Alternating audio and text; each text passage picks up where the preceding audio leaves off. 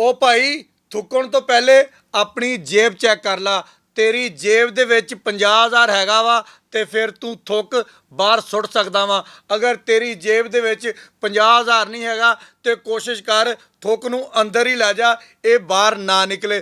Commissioner Faisalabad Imran Hamid Sheikh ਨੇ ਵੱਡਾ ਐਲਾਨ ਕਰ ਦਿੱਤਾ ਵਾ। ਇੱਕ ਸਕਾਡ ਬਣਾ ਦਿੱਤਾ ਵਾ ਜਿਹਦਾ ਸਿਰਫ ਕੰਮ ਇਹ ਹੋਏਗਾ, ਗਲੀਆਂ ਮਹੱਲਿਆਂ ਦੇ ਵਿੱਚ ਚੈੱਕ ਕਰੇਗਾ ਕਿ ਕਿਸ ਬੰਦੇ ਨੇ ਪਾਨ ਖਾ ਕੇ ਬਾਹਰ ਥੁੱਕਿਆ, ਕਿਸ ਬੰਦੇ ਨੂੰ ਖੰਘ ਲੱਗੀ ਸੀ ਉਹਨੇ ਖੰਘਾਰ ਹੀ ਬਾਹਰ ਸੁੱਟ ਦਿੱਤਾ। ਆ ਗਲੀਆਂ ਮਹੱਲਿਆਂ ਦੀਆਂ ਨੁਕਰਾਂ ਦੇ ਵਿੱਚ ਨੱਕ ਨੂੰ ਫੜ ਕੇ ਇੰਜ ਕਰਕੇ ਸੁੱਟਦੇ ਆ ਤੇ ਇੰਜ ਮਾਰਦੇ ਆ, ਉਹਨਾਂ ਸਾਰਿਆਂ ਦੇ ਉੱਪਰ ਪਾਬੰਦੀ ਲੱਗ ਗਈ ਆ।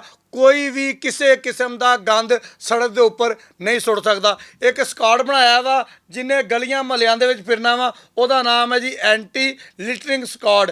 ਇਹਨੇ ਸੜਕਾਂ ਦੇ ਉੱਪਰ ਜਾ ਜਾ ਕੇ ਚੈੱਕ ਕਰਨਾ ਵਾ ਕਿ ਕਿਹੜਾ ਬੰਦਾ ਇਸ ਤਰ੍ਹਾਂ ਦੀ ਹਰਕਤ ਕਰਦਾ ਪਿਆ ਵਾ, ਉਹਨੂੰ ਫੌਰੀ ਤੌਰ ਤੇ ਜੁਰਮਾਨਾ ਹੋ ਜਾਣਾ ਵਾ। ਹੁਣ ਸਭ ਤੋਂ ਅਹਿਮ ਗੱਲ ਇਹ ਹੈਗੀ ਆ ਕਿ ਇਕੱਲਾ ਸਕਾਡ ਹੀ ਨਹੀਂ ਚੈੱਕ ਕਰੇਗਾ, ਬਲਕਿ ਸੇਫ ਸਿਟੀ ਦੇ ਜਿੰਨੇ ਵੀ ਕੈਮਰੇ ਲੱਗੇ ਹੋਏ ਆ ਉਹ ਕੈਮਰੇ ਵੀ ਇਸ ਗੱਲ ਨੂੰ ਚੈੱਕ ਕਰਨਗੇ ਕਿ ਸਾਡੇ ਜਿਹੜੇ ਬੰਦੇ ਗੱਡੀ ਚਲਾ ਰਹੇ ਆ ਉਹ ਅਗਰ ਪਾਪੜ ਖਾ ਰਹੇ ਆ, ਬੋਤਲ ਪੀ ਰਹੇ ਆ, ਚਾਹ ਪੀ ਰਹੇ ਆ, ਕੌਫੀ ਪੀ ਰਹੇ ਆ, ਉਹਦੇ ਖਾਲੀ ਕੱਪ, ਉਹਦੇ ਖਾਲੀ ਛਾਪਰ ਸ਼ੀਸ਼ਾ ਖੋਲ ਕੇ ਬਾਹਰ ਸੁੱਟਣਗੇ ਤੇ ਉਹਨਾਂ ਦੀ ਗੱਡੀ ਦਾ ਨੰਬਰ ਸਕੈਨ ਹੋ ਜਾਏਗਾ, ਉਹਨਾਂ ਨੂੰ ਉਹਨਾਂ ਦੇ ਘਰ ਜੁਰਮਾਨੇ ਦਾ ਲੈਟਰ ਪਹੁੰਚ ਜਾਏਗਾ।